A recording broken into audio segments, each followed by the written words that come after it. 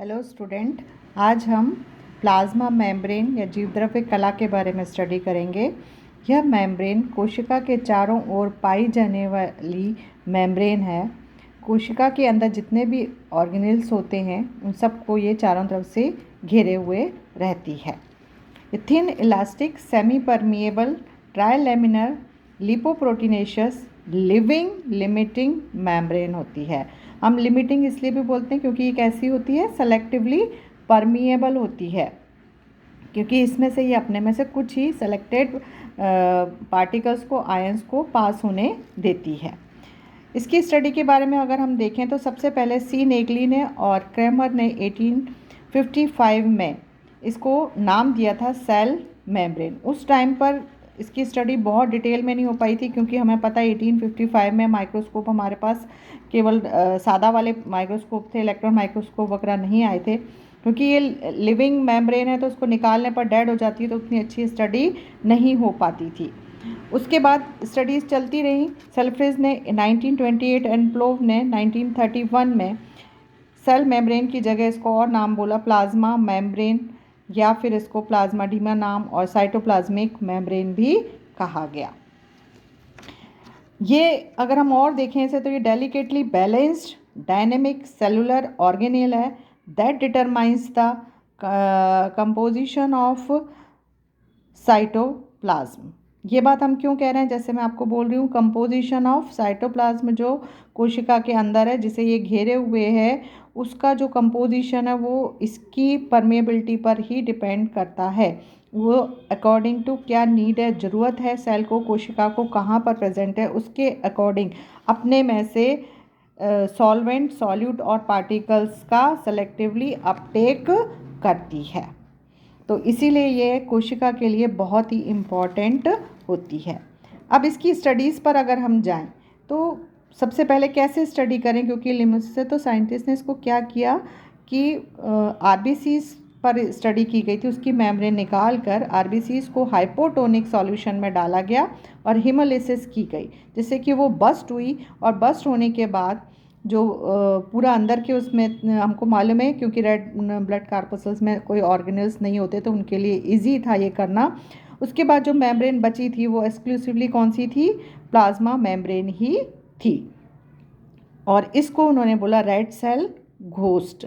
और इसकी स्टडी करने पर उन्होंने पाया कि ये स्ट्रक्चर के बारे में स्टडी करी। तो the plasma membrane is present, हमको पता है, इन मोस्ट सेल टाइप्स। और फर्स्ट मेम्ब्रेन ऐसा माना गया to develop during the evolution of living system. जितना लिविंग सिस्टम कोशिका का हमें पता चला है वो सारा कहाँ से स्टार्ट हुआ, प्लाज्मा मेम्ब्रेन से। जितने भी सेल ऑर्गेनेल्स कोशिका के अंदर होते हैं वो उनकी मेम्ब्रेन जो है वो प्लाज्मा मेम्ब्रेन जैसा ही स्ट्रक्चर होता है। थोड़े थोड़े चेंजेस उसमें हो सकते हैं, बट बेसिकली वो सब एक जैसी ही होती हैं। अब हम बात करते हैं केमिकल कंपोजिशन की या रासायनिक संगठन। तो केमिकली प्लाज्मा मेम्ब्रेन में 40% लिपिड होते हैं, 8% कार्बोहाइड्रेट्स होते हैं और 52% जो हैं वो प्रोटीन्स होते हैं। सबसे पहले हम लिपिड्स की बात करते हैं, जो कि 40% होते हैं। लिपिड्स दो तरह के होते हैं, न्यूट्रल और एसिडिक। न्यूट्रल में जो इम्पॉर्टेंट है वो कौन से होते हैं, फॉस्फेटिडाइलिन कोलिन और स्फिंगोमाइलिन।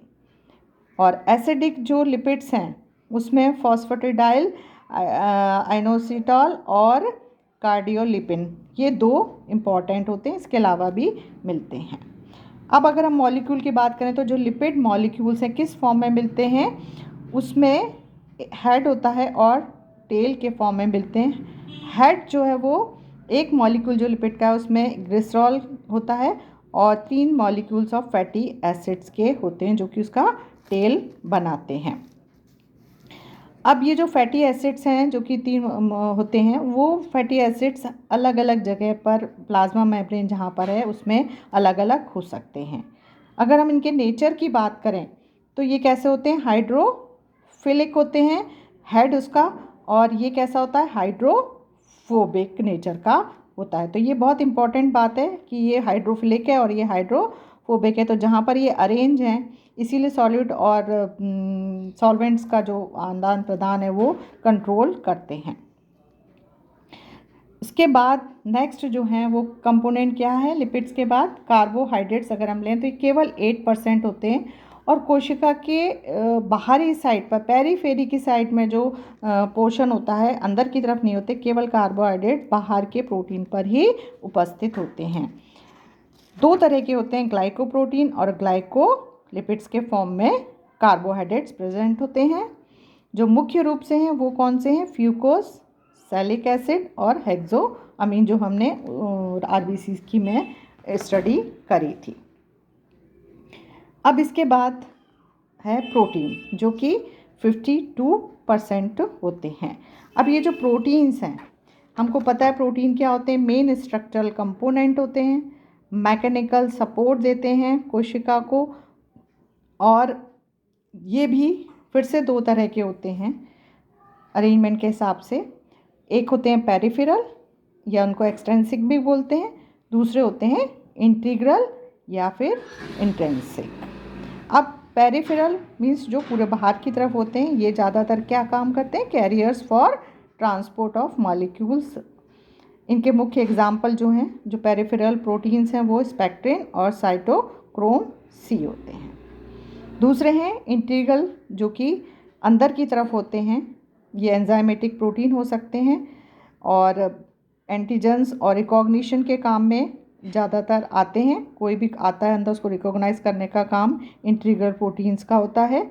आइज़ में जो है वो उसकी रॉड कोन्स में हमको कौन सा मिलता है, रोडोप्सिन के फॉर्म में प्रोटीन मिलता है।